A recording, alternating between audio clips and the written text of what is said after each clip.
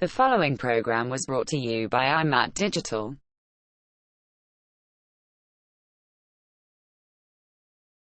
Okay, so let me answer yes. She said, how is the blogger/vlogger scene in Monrovia as a whole? How is content creation professions looked at?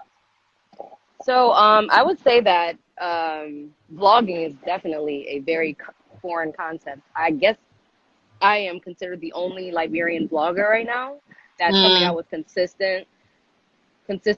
Sorry, my friend over here calls herself a flogger, a fake vlogger. So she was like, no, I'm a flogger. No, but I'm the only one that's doing consistent content. I think it's a new concept to all of Africa, right? And of course, I always say I love my country, but we always just a little bit behind. Now the blogging scene just a bit. The blogging scene has actually really picked up in the last few years. I would say since 2018, you'll have, everybody follows the shade room where we have the chichipole room, which chichipole in Liberian colloquial means gossip, chichipole room. Okay. Yeah, and then my little cousin actually started an amazing blog, the Liberian Influence, that's, just about posting things that are happening in Liberia, positive things, LIB positive vibes. So there's a lot of people in that blog space, Sleepless in Monrovia, the colloquial dialogues. I can name a bunch of them, and they're amazing. I really do want people to get into vlogging more. People ask me all the time, like, why are you the only vlogger? I'm like, I don't know, but I want to change that. And I want to, like, you can't even cover everything. So yeah, I can't cover everything. And people are always giving me crap on my vlog, like on YouTube, like, do this, do that. I'm like, are you contributing to my gas money? Do you know think everyone forgets they have a platform as well. Use your voice. Use your platform. you do your interview on what you want, Exactly. And what I tell people all the time that, living in Africa is very, very different than in America. Like in America, I drove myself. I could go on grocery store runs. I can't do anything here because everything is so hectic. To leave your house and go to the grocery store, the supermarket may be a whole adventure that you don't know. Maybe your tire will get flat. The driving alone in Liberia, I will be the brokest of broke, but I will always employ a driver because I was about to ask you, do you drive or not? I'll drive on the weekends, on a Sunday. She's like, I'm not giving myself hypertension. I mean, like, when I first got here, I was trying to drive for myself, but, all the drivers here have their own code, and it's not our code. We went to, a lot of us definitely. That went abroad, we went to driving school. They got hand signals. They're very aggressive. So, like, just filming alone, just leaving your house is an adventure. Then you have to talk about filming in Africa, filming in Liberia, where if you do anything around people, they're very rude. They cuss you, and I'm a very rude person too. I'm a little short. I got Napoleon syndrome. So when you start cussing at me, I'm gonna start cussing at you. Mayo was here. Mayo was the same scene we're talking about. Yeah, that's how I discovered your page actually through Mayo. Yeah. And it's so funny because we did this shot at this Kobo shop, and this guy, we asked the permission, can we film in here? Everybody's okay. Of course, we're not going to put people on film who don't want to be on film. He just starts blabbing off how he doesn't want to be in film and we apologized to the guy, but he kept talking. I was like, so what is your problem? Do you have a problem? And then he kept going. I said, all right, put the camera up. And he say he doesn't want to be on camera. Sorry, I'm getting real Liberian right now. Doesn't he say he doesn't want to be on camera? So if you put the camera up, maybe he will go away. I mean, the guy literally said he was going to slap me. Slap me. So wow. I won't tell y'all what I said or what I did. I went, slippers came off, and I was like, hit me, slap me. That's when, So just imagine trying to film. You're in the heat, the elements. Every video that you will film in Liberia, at least, you will hear generators starting, rooster crowing, or a horn beeping. You can have the largest road boom mic and you still gonna pick that stuff up. So you have to edit. Even if you edit, you put noise reduction. You still can't get those roosters crowing and those car horns out. And I can never get those out. But it's it's hard. I understand why people don't do it. And I also think that we have to teach people. One of my goals is in the next few years, or hopefully this year or next year, is to do some type of training. Training. But then when you even talk about that, it's like, how do you get these kids to learn this when they don't have the proper materials, the proper equipment? So they don't have the phones, they don't have internet connection. I think that was the biggest thing I took for granted living in the UK, like just how you had access to Wi-Fi anywhere. Data, man. Data. We call it data now. Data is a thing, okay? Data is hard, and even when you buy your own data, it doesn't mean it's gonna come through. I.e., what we just saw. I don't know whose data is going, but one of the two. Me, like, yeah. Now I have to put both on. I'm just like, okay, data, Wi-Fi, you know, no, can't disgrace me again. But yeah, so I hope that more people can enter that space. I would love to be, I guess, an OG, you know, like I'm an OG blogger, even though I've only been doing it for 4 years. But yeah. So whoever asked the question, DM me. Let's figure out how we can get you in this space. Yeah, she's also a blogger, a very good one, also here in Freetown, and she's also my co-host for my podcast. Well, our podcast, Y Square Pod. But I would say, in comparison, there are quite a few content creators here in Sierra Leone. We just don't have the support or the push, and I think that's goes, like, back to what you were saying about people not necessarily knowing about the digital space or social media and the power of influence culture. They just don't know. So it's not even a thing of like they don't want to. They're just not aware of it, and it's power. I mean, and what you see is like there's so much talent. I'm sure you see it just like that in Sierra Leone. There's so many like raw talents that are, and that's why I do this vlog. Is not only the talent, but just business people who are like just creating. It's a great way to connect. Yeah, it's like there's we have that narrative of civil war and Ebola, but there's so many amazing stories in between all of that, you know? Yeah, we literally interviewed Vicky Ramone recently on our podcast, and she was saying the same thing. It's not that the talent's not here, we just don't have the systems to like boost it. And Vicky's my girl too. I love her. She's awesome. She's amazing. Amazing. Let me ask a next question. She said it would Mama Lou's Kitchen offering authentic Sierra Leonean snacks. Call us on 232-789-42889. Alternatively, buy our pre-packaged goods from the following places listed on the left.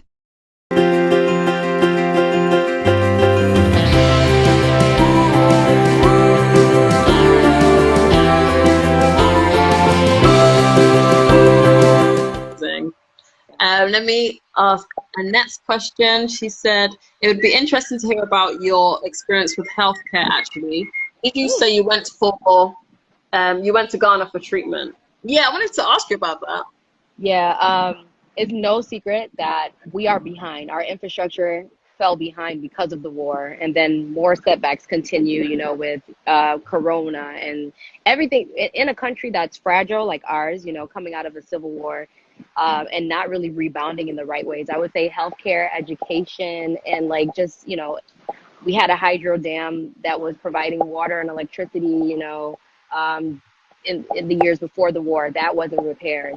The healthcare system, and, you know, I always talk about my friend Jesus. He's an amazing, amazing young physician. He's been through the Ebola crisis. He's now working through the coronavirus pandemic. And just seeing what he goes through and how little he's paid and how big the lack of resources are, but he's still doing such an amazing job. But I mean, you get sick in Liberia, and I will not lie to you. You go to most of these places in Liberia, they'll tell you have typhoid or malaria. That is the most common diagnosis. And it's like, no, I don't have malaria. I know what malaria, because when you move here too, y'all, you're gonna get malaria. I get malaria like every other month. It's like a normal thing. But in 2018, I contracted a bacteria infection from contaminated seafood called H. pylori. H. pylori. So I have acid reflux. So the symptoms kind of are the same, but it's much more severe. And I went to about 4 different medical institutions here, and nobody could give me a definitive answer. And some people were telling me I had malaria and typhoid, and I had the H. pylori infection. And I had like, it got to the point where I was so sick that I had to leave.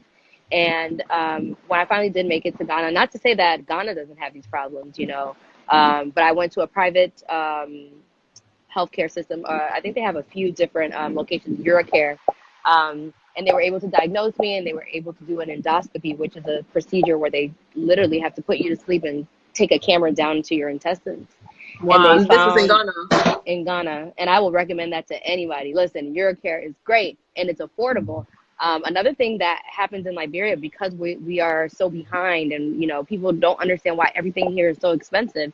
Well, it's because we don't have a lot, that everything is so expensive. It's inflated. Everything, like for even the medical people, I'm sure for them to get a box of syringes costs them way more than it does in other countries.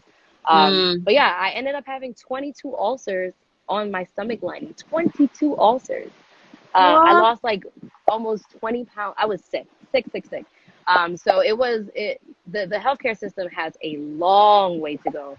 They even my father, when he passed away, he was a diabetic, and he was having some diabetic issues, and they weren't able to get him his medicine. My uncle had to drive to another hospital that was an hour away to get the medication, and by the time he made it back, it was too late. So and I'm gonna start doing more interviews. I just did an episode with my business partner. We have a growth strategy firm here called the Vantage Group, and we're gonna start creating a directory for folks who want to connect with different people in different sectors here in Liberia, and health is gonna be one of them. That's just a great so people idea. so people can just everybody's like, hey, can you tell me about stocks or Just so what to you know where invest the in? resources are, at least you can go one place and know that you can find them there. Exactly. Because I'm like, I don't know. Listen, I don't know anything about. I know what I know, but I don't know about everything. But let's try to make some type of directory, some type of resource where people can come and find out. But I always say the health sector, education, tech, anything that you can think of, we need help in. Anything. We're kind of like a blank slate, because we really haven't recovered from the severe damage that happened during the Civil War. I don't like to talk about it a lot, but it's a part of our history, and we did suffer a lot of great loss. And I think the reason why we haven't caught up with the rest of the world is because we keep, I say we're the underdog, man. We're the underdog of West Africa. We keep getting all these hits, but we're such a resilient group of people. I mean, to just know that you're walking around every day with people who survived a very, very violent, bloody civil war. And some of these people have stories that you couldn't even imagine. And they're still getting up every day, and they're still hustling and trying to work and trying to figure their lives out. So yeah, we got a long way to go, but indeed, I think I'm here. You're here. You're here. And how do you say it? We inside. We inside. We inside. We inside. Honestly, no, I think it's similar here, because obviously Sierra Leone had a civil war as well, and I believe it was around the same time span as Liberia. So we actually spilled over into Sierra Leone, some of our conflict. Yeah.